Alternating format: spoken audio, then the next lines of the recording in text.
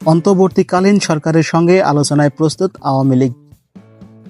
ছাত্র আন্দোলনকে ঘিরে নানান ইস্যুতে বিতর্কিত কথা বলে পদত্যাগ করে দেশ ছাড়তে বাধ্য হন সাবেক প্রধানমন্ত্রী শেখ হাসিনা।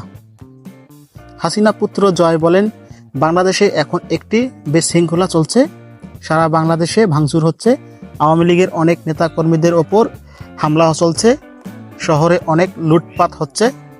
বর্তমানে পরিস্থিতিতে জয় বলেন, আওয়ামী লীগ হচ্ছে বাংলাদেশের সবথেকে বড় একটি রাজনৈতিক দল।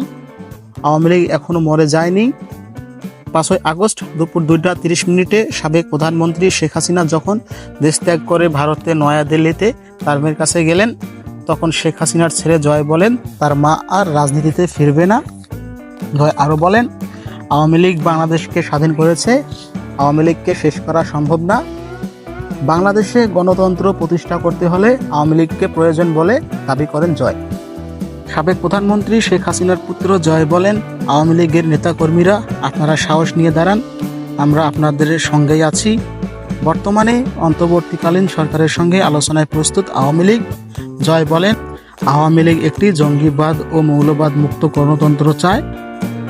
তারা চায় বাংলাদেশে শান্তি প্রতিষ্ঠা করতে। শেখ হাসিনা এখনো মরে যায়নি। বাংলাদেশ আওয়ামী লীগ ছাড়া নির্বাচন কখনো সম্ভব নয়।